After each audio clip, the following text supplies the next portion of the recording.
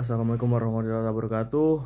Nama saya Muhammad Ramdhani dengan NIM 425. Sekarang saya akan menjelaskan terkait teori konstitusi untuk memenuhi tugas ilmu negara yang ke-13.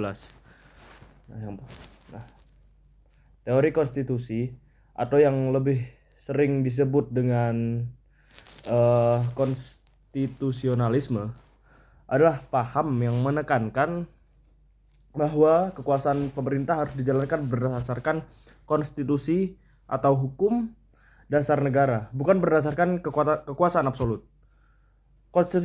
Konstitusionalisme ini berfungsi sebagai doktrin yang membatasi tindakan sewenang-wenang penguasa dan menjamin hak-hak rakyatnya. Penjelasan rincinya ialah yang pertama, secara sederhana teori konstitusi itu berkaitan dengan studi mengenai kumpulan asas yang mengatur kekuasaan pemerintah, hak-hak yang diperintah, dan juga hubungan di antara keduanya. Konstitusi itu dipandang sebagai hukum tertinggi yang menjadi landasan hukum atau pemerintahan. Para ahli itu mendefinisikan konstitusi dengan cara yang sedikit berbeda, tapi esensinya sama. Yang pertama, contohnya Aristoteles. Konstitusi itu adalah penyusunan jabatan dalam suatu negara dan menentukan apa yang dimaksudkan dengan badan pemerintahan serta tujuan dari setiap masyarakat. Lalu ada L.J. van Apeldoorn. Konstitusi adalah hukum dasar yang mencakup undang-undang dasar dan hukum dasar yang tidak tertulis atau konversi.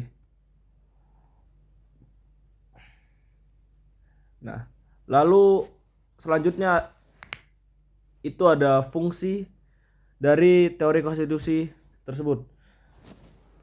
Teori konstitusi ini menggarisbawahi beberapa fungsi krusial dari ada konstitusi dalam sebuah negara. Yang pertama, yaitu untuk pembatasan kekuasaan.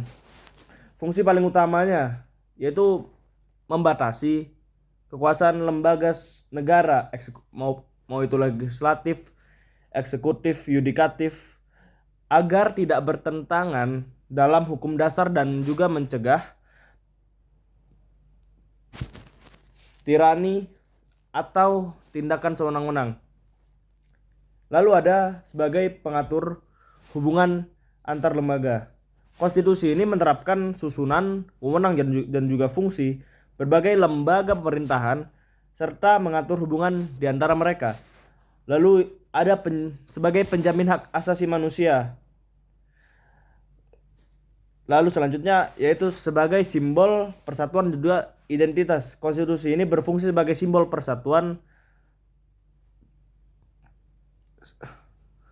simbol pemersatu bangsa dan rujukan identitas serta keagungan kebangsaan.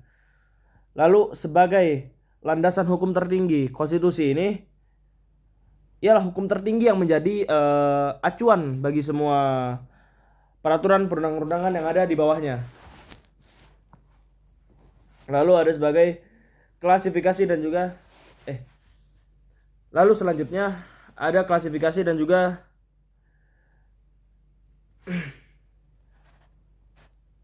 jenis dari konstitusi. Teori konstitusi ini juga membahas klasifikasi konstitusi berdasarkan berbagai aspek. Yang pertama, dari bentuknya tertulis itu diundangkan dalam dokumen formal tunggal atau beberapa dokumen, misalnya seperti UUD 1945 di Indonesia.